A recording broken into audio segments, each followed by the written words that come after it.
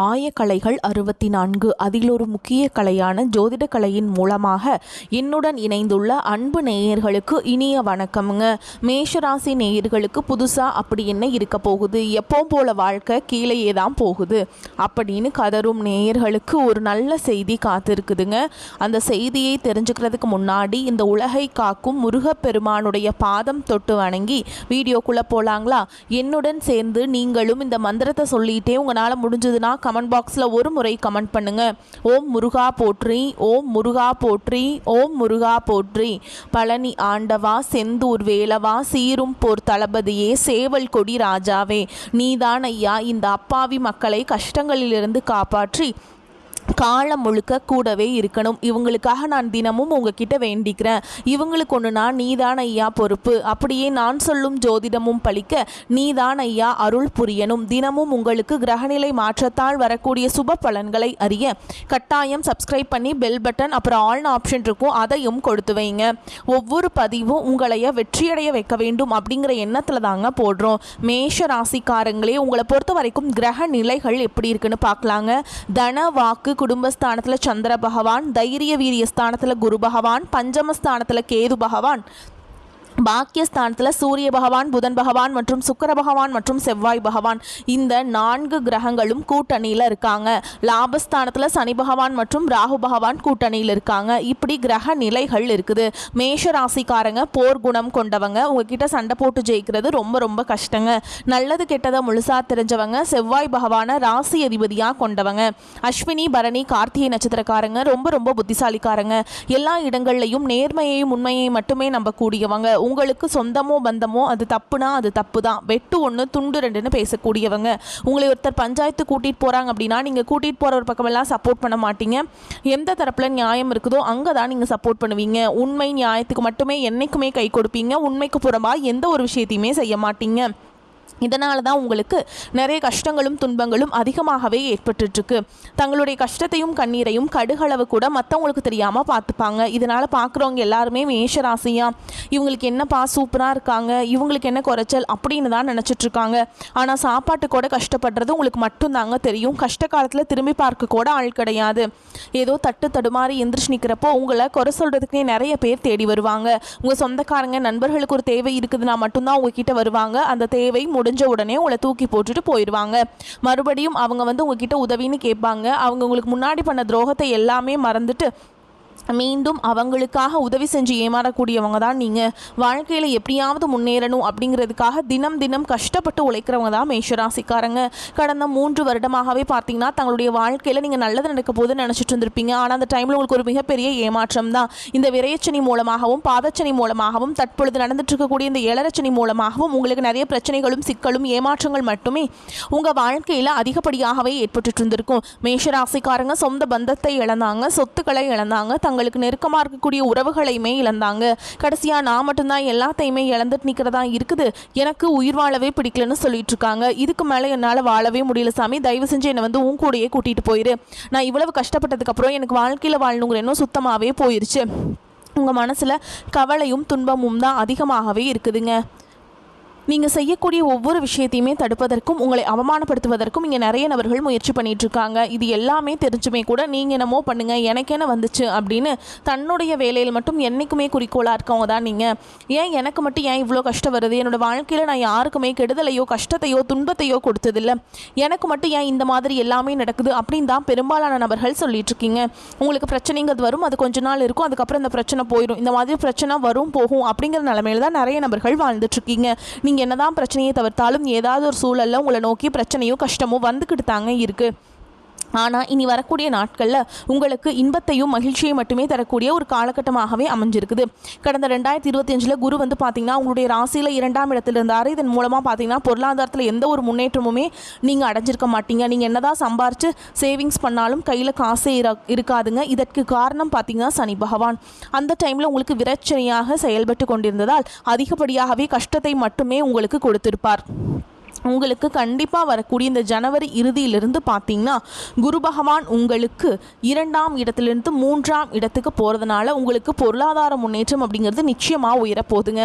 அதற்கடுத்து பார்த்தீங்கன்னா உங்களுக்கு சனியுடைய வக்ர நிவர்த்தி, சுக்கிர பயிற்சி, சூரிய பயிற்சி, ராகு கேது பயிற்சி, அதுக்கப்புறம் பார்த்தீங்கன்னா கடைசியாக உங்களுக்கு வீரபத்ர ராஜயோகம் அப்படிங்கிற ஒரு ராஜயோகம் கிடைக்க போகுது. இத்தனை பலன்களும் பார்த்தீங்கன்னா உங்களுக்கு இனி வந்து 1/1 தொடங்க இருக்கிறதுனால இந்த 2026 உங்களுக்கு நல்ல ஒரு மாற்றத்தை தரக்கூடிய ஒரு ஆண்டாகவே பார்க்கப்படுது. முதலாவதாக உங்களுக்கு சனியுடைய வக்ர நிவர்த்தி. தற்பொழுது பார்த்தீங்கன்னா சனி பகவான் உங்களுக்கு 7.5 சனியாக செயல்பட்டு கொண்டிருக்கிறார். அதுவும் பார்த்தீங்கன்னா மீன ராசியில் வக்ர நிவர்த்தி அடைகிறதுனால இத்தனை நாட்களாக கெட்டது மட்டுமே பண்ணிட்டு இருந்தவர் தற்பொழுது இன்னொரு 6 மாதங்களுக்கு நல்லது மட்டுமே உங்களுக்கு பண்ண போகிறாருங்க. இதன் மூலமாக கடந்த காலகட்டங்களில் நீங்கள் சனி பகவான் மூலமாக எதையெல்லாமே உங்கள் வாழ்க்கையில் இழந்தீங்களோ அது அனைத்தும் திரும்ப பெறக்கூடிய ஒரு காலகட்டமாகவே பார்க்கப்படுது. அதற்கடுத்து பார்த்தீங்கன்னா சுக்கிர பயிற்சியை பொறுத்த வரைக்கும் இந்த 12 ராசிகளுக்கும் பொது பலன்களாகவே பார்க்கப்படுது. இதன் மூலமாக உங்களுக்கு கூடுதல் முன்னேற்றம் அப்படிங்கிறது நிச்சயமாக ஏற்பட போகுதுங்க. அடுத்ததாக பார்த்தீங்கன்னா உங்களுக்கு ராகு கேது பயிற்சி. ஐயோ, ராகு கேது பயிற்சியாக சொன்னாவே பார்த்தீங்கன்னா எல்லாருமே பயப்படுவாங்க. ஏன்னா ராகு கேது பயிற்சி நினச்சி ஒரு நெகட்டிவான தாட் பார்த்தீங்கன்னா மக்கள்கிட்ட அதிகமாகவே இருக்குது.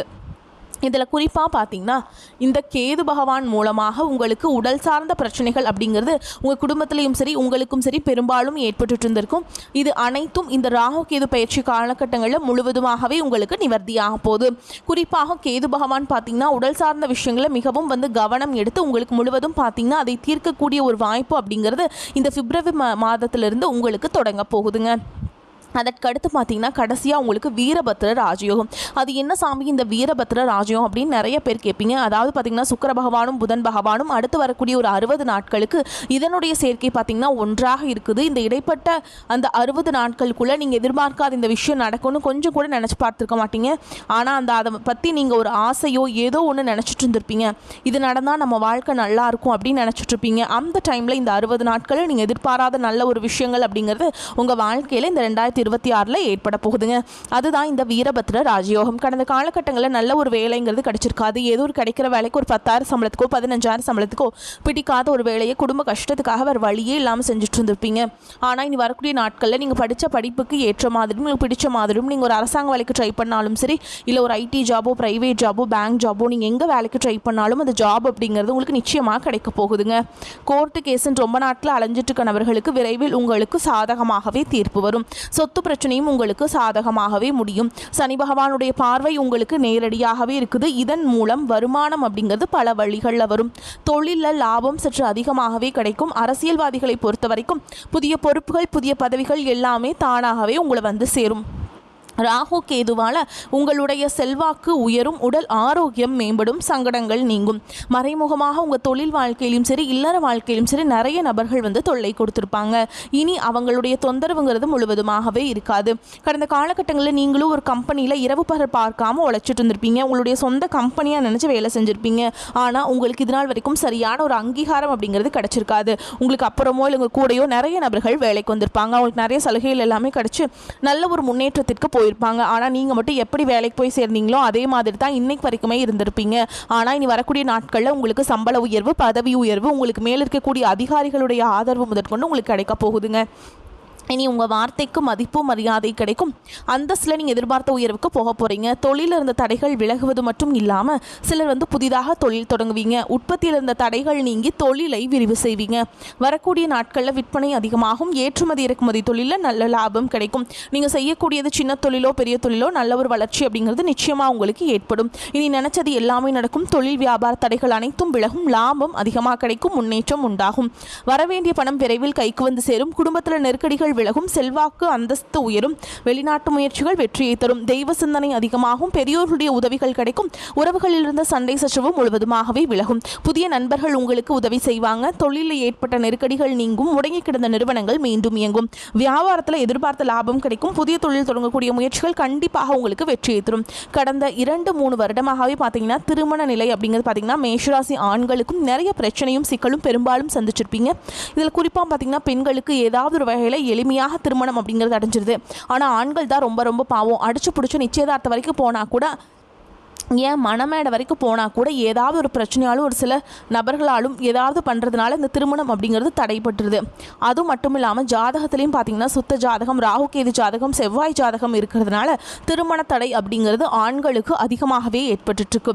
இது அனைத்தும் வரக்கூடிய ஒரு 6 மாதங்களுக்குள்ளே முழுவதுமாக நிவர்த்தியாகி நீங்கள் விரைவில் திருமண வாழ்க்கைக்குள்ளே அடியெடுத்து வைக்க போகிறீங்க. வாழ்க்கை துணை இழந்த மேஷராசி ஆண்களோ பெண்களோ அடுத்து செகண்ட் மேரேஜ், அதாவது 2வது திருமணம் பண்ணலாமா வேண்டாமா அப்படிங்கிற ஒரு மிகப்பெரிய குழப்பத்தில் இருப்பீங்க. அப்படி 2வது திருமணம் பண்ணும்போது சொந்தக்காரங்க தப்பாக பேசிடுவாங்களா, ஊர்க்காரங்க தப்பாக நினச்சிருவாங்களா, அவங்க என்ன நினைப்பாங்க, இவங்க என்ன நினைப்பாங்க அப்படின்ட்டு நிறைய நபர்கள் 2வது திருமணத்தை பற்றி யோசிக்காமல் இருக்கீங்க. இப்போ இருக்கக்கூடிய பொருளாதார சூழலும் இப்போ இருக்கக்கூடிய காலகட்டத்தையும் வச்சு பார்க்கும்போது ஒரு சிங்கிள் பேரண்டால் இந்த சொசைட்டியில் சர்வே பண்ணுறது ரொம்ப ரொம்ப கஷ்டங்க.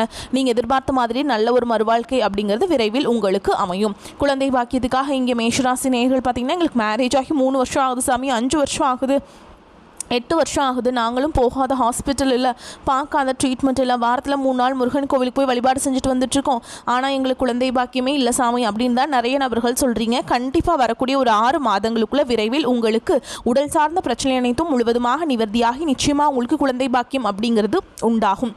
காதலிப்பவர்களுக்கு இந்த 2026 நல்ல ஒரு உகந்த ஒரு ஆண்டாகவே பார்க்கப்படுது. நிச்சயமாக காதலில் வெற்றியை பெறக்கூடிய ஒரு ராசி அப்படின்னு பார்த்தீங்கன்னா அது முழுக்க முழுக்க மேஷ ராசிக்காரங்க தான். இந்த 2026 உங்களுடைய வளர்ச்சி அப்படிங்கிறது யாருமே எதிர்பார்க்காத அளவுக்கு ஒரு மிகப்பெரிய ஒரு அசுர வளர்ச்சியாக இருக்க போகுதுங்க. பொருளாதார ரீதியாக நல்ல ஒரு முன்னேற்றம். கடந்த காலகட்டங்களில் ஏற்பட்ட கடன் பிரச்சனை அனைத்தும் இந்த வருடத்துக்குள்ளே ஒரு பைசா கடன் இல்லாமல் அனைத்து விதமான கடன்களையுமே கட்டி முடிக்கக்கூடிய அளவுக்கு நல்ல ஒரு முன்னேற்றம் அப்படிங்கிறது நிச்சயமாக ஏற்பட போகுது. உங்களுடைய வளர்ச்சியை கண்டு உங்களுடைய சொந்தக்காரங்க நண்பர்களே உங்களுக்கு எதிரிகளாகவும் துரோகிகளாகவும் மாறக்கூடிய வாய்ப்புகள் அதிகமாகவே உள்ளது. முடிஞ்ச அளவுக்கு எல்லா விஷயத்தையுமே கொஞ்சம் ரகசியமாக வச்சுக்கோங்க. நீங்கள் வெளியே போய் சொல்லும்போது அது உங்களுக்கு தவறுதலாகவும் உங்கள் மீது எதிர்ப்புகளையும் அதிகமாக சம்பாதிக்கக்கூடிய வாய்ப்பு இருக்குது. முடிஞ்ச அளவுக்கு எல்லா ரகசியத்தையுமே ரொம்ப சீக்கிரட்டாக இருக்கக்கூடிய குடும்ப உறவுகள்கிட்ட மட்டும் சொல்லுங்கள். வெளிநபர்கள் கிட்ட சொல்லும்போது அது உங்களுக்கு எதிரிகளாகவும் துரோகிகளாகவும் மாறக்கூடிய வாய்ப்புகள் அதிகமாகவே உள்ளது. மேஷராசிக்காரங்களுக்கு இந்த காலகட்டம் நன்மை தீமை கலந்த பலன்களையே கொடுக்கும். சில இடங்கள் கடுமையாக இருக்கும், சில இடங்களில் போராட்டம் நிறைந்ததாக இருக்கும். உத்தியோக ரீதியாக சில மாற்றங்கள் வரலாம், ஆனால் எதிர்பார்த்த பதவி உயர்வு கிடைக்கும். வியாபாரத்தில் முன்னேற்றம் ஏற்பட்டு லாபம் கிடைக்கும். புதிய முயற்சிகளுக்கு வெற்றிகரமான நேரம். குடும்பத்திலிருந்து வந்த சிக்கல்கள் நீங்கும். பிள்ளைகளால் சில பிரச்சனைகள் முடிவுக்கு வரும். உத்தியோகத்தில் இணக்கமான சூழல் இருக்கும். பதவி உயர்வு, சம்பள உயர்வு கிடைக்கின்ற வாய்ப்புகள் உண்டாகும். வியாபாரத்தை பொறுத்த வரைக்கும் விற்பனை லாபம் அதிகரிக்கும். தொழிலை விரிவுபடுத்த சரியான காலகட்டம். குடும்பத்தில் இருந்த சங்கடங்கள் நீங்கும். பிள்ளைகளால் சிரமம் வரலாம். பெரியோர்களின் ஆசி கிடைக்கும். குடும்ப மேன்மைக்காக பணத்தை சேமிப்பதில் கவனம் செலுத்த வேண்டும். கலைத்துறையினரை பொறுத்த வரைக்கும் புதிய வாய்ப்புகளை பெற்று பிரகாசம் அடைவீங்க. புதிய முதலீடுகளில் மிக கவனமாக இறங்கி நீங்கள் ஆலோசனை பண்ணிட்டு தான் முதலீடு செய்ய வேண்டும். சந்திரனோட இடப்பெயர்ச்சி ஏற்றம் இறக்கமான பலன்களை கொண்டு வந்து சேர்க்கும். சனி 11ஆம் இடத்தில் இருப்பதால் இரும்பு சம்பந்தப்பட்ட வியாபாரத்தில் மிகுந்த லாபம் உண்டாகும். நீங்கள் எச்சரிக்கையாக இருக்க வேண்டிய இடங்கள்னு பார்த்தீங்கன்னா ஆன்லைன் வர்த்தகங்களில் எச்சரிக்கையாக இருக்க வேண்டும். புதிய முதலீடுகளை கவனமாக செய்ய வேண்டும். மேஷராசிக்காரங்கள் தங்களுடைய தொழில், உத்தியோகம், வியாபாரம், குடும்பம் ஆகியவற்றிற்கு தேவையான திட்டமிடுதலை செய்ய வேண்டும். பண விஷயத்தில் ஜாக்கிரதையாக இருக்க வேண்டும். பெரியோர்களின் ஆதரவை நாட வேண்டும். குடும்பத்தில் மகிழ்ச்சியும் உற்சாகமும் காணப்படும். உறவினர்களும் நண்பர்களும் மிகவும் உதவியாக இருப்பாங்க. கணவன் மனைவிக்கிடையே அந்யோன்யம் அதிகரிக்கும். சுப நிகழ்ச்சிகளால் வீட்டில் மகிழ்ச்சி நிலவும். சிலருக்கு குழந்தை பாக்கியம் கிடைக்கும். உறவினர்கள் வகையில் சிறு சிறு பிரச்சனைகள் ஏற்பட சாத்தியம் உள்ளதால் பொறுமையுடன் இருப்பது மிகவும் அவசியம். புதிய ஆடை ஆபரணங்கள் வாங்கி மகிழ்வீங்க. குடும்பத்தில் வெளியிடங்களுக்கு சென்று வருவீங்க. விருந்து விசேஷங்களை கலந்து கொள்ளும் வாய்ப்பு உண்டு. சகோதரர்களால் பிரச்சனைகளும் கடன் தொல்லைகளும் ஏற்படக்கூடும். தாயின் உடல் நலனில் கவனம் தேவை. ஆன்மீகத்தில் நாட்டம் அதிகரிக்கும். சிலருக்கு புண்ணிய தலங்களுக்கு சென்று வரும் வாய்ப்புகள் உண்டாகும். குடும்ப பெரியவர்களின் அறிவுரையின்படி நடந்து கொண்டு அவர்களின் ஆதரவை பெறுவீங்க. அலுவலகத்தில் உங்கள் திறமைக்குரிய அங்கீகாரமும் பாராட்டுகளும் கிடைக்கும். சக ஊழியர்களின் ஆதரவு கிடைக்கும். அதிகாரிகள் உங்களிடம் ஆலோசனை கேட்பார்கள். எதிர்பார்த்த சலுகைகள் கிடைக்கும். சிலருக்கு பதவி உயர்வுக்கும் வாய்ப்பு இருக்குதுங்க. தொழில் வியாபாரத்தில் எதிர்பார்த்த லாபம் கிடைக்கும். எதிரிகளால் ஏற்பட்ட பிரச்சனைகள் நீங்கும். புதிய முயற்சிகள் வெற்றியை தரும். வியாபாரத்தை விரிவுபடுத்தும் எண்ணம் இருந்தால் அதற்கான முயற்சிகளை இந்த காலகட்டத்தில் ஈடுபடலாம். குடும்பத்தை நிர்வகிக்கும் பெண்களுக்கு உறவினர்களிடையே மதிப்பும் மரியாதையும் அதிகரிக்கும். கணவரின் அன்பும் ஆதரவும் மனதுக்கு மகிழ்ச்சி தருவதாக இருக்கும். பணிக்கு செல்லும் பெண்களுக்கு அலுவலகத்தில் புதிய பொறுப்புகள் கிடைக்கும். மேலும் உங்களை பொறுத்த வரைக்கும் நட்சத்திர பலன்களை பார்க்கலாங்க. அந்த வகையில் அஸ்வினி நட்சத்திரம் உங்களை பொறுத்த வரைக்கும் தங்களது முழு திறமைகளையும் காட்டினால் மட்டுமே நீங்கள் எடுத்த காரியங்கள் முடியும். வெளியூர் பயணங்கள் வந்து சேரும். ஒரே நேரத்தில் பலவிதமான வாய்ப்புகள் வந்து சேரும்போது தகுந்த ஆலோசனைகளை மேற்கொண்டு முடிவுகளை எடுப்பது நன்மையை தரும். அடுத்ததாக பரணி நட்சத்திரம் உங்களை பொறுத்த வரைக்கும் எதிர்பார்த்த காரியங்கள் திருப்திகரமாக நடக்கும். நெருக்கடியாக இருந்த பிரச்சனைகள் நீங்கும். பண வரத்து அதிகரிக்கும். திட்டமிட்ட காரியங்களை சிறப்பாக செய்து முடிப்பீங்க. பயணங்களும் அவற்றால் நன்மைகளும் உண்டாகும். சொன்ன சொல்லை காப்பாற்ற பாடுபடுவீர்கள். அடுத்ததா கார்த்திகை நட்சத்திரம் 1ஆம் பாதம் உங்களை பொறுத்த வரைக்கும் மற்றவர்கள் மேல் இரக்கம் ஏற்படும். நீண்ட நாட்களாக இருந்த பிரச்சனைகள் தீரும். குடும்பத்தில் குதூகலமான சூழல் காணப்படும். கணவன் மனைவிக்கிடையே நெருக்கம் அதிகரிக்கும்.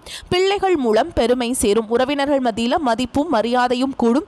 வீடு கட்டும் வாய்ப்பும் கூடி வரும். உங்களை பொறுத்த வரைக்கும் பரிகாரம் அப்படின்னு பார்த்தோம்னா செவ்வாய்க்கிழமைகளில் துர்க்கை அம்மனை தரிசனம் செய்து தீபம் ஏற்றி வர காரிய தடைகள் நீங்கும். தொழில் வியாபாரம் சிறக்கும். உங்களை பொறுத்த வரைக்கும் அதிர்ஷ்டமான கிழமைகள்னு பார்த்தீங்கன்னா திங்கள் புதன் வெள்ளிங்க. உங்களை பொறுத்த வரைக்கும் அதிர்ஷ்டம் தரக்கூடிய எண்கள் அப்படின்னு பார்த்தீங்கன்னா 1 9ங்க. நீங்கள் செவ்வாய்க்கிழமைகள் தோறும் முருகப்பெருமானுக்கு கந்த சஷ்டி விரதம் அந்த விரதம் இருக்கணும் கந்த சஷ்டி அன்னைக்கு. அதே மாதிரி செவ்வாய்க்கிழமைகளில் முருகப்பெருமானுடைய ஆலயத்துக்கு போயிட்டு சஷ்டி கவசம் படித்து வழிபாடு செய்கிறது உங்களுக்கு ஏற்றத்தை ஏற்படுத்தி கொடுக்கும். வரக்கூடிய வாய்ப்புகளை தவற விட்டுறாதீங்க. கெட்டியாக பிடிச்சிக்கோங்க. வாழ்த்துக்கள். வாழ்க வளமோடு நலமோடு. நன்றி, வணக்கம்.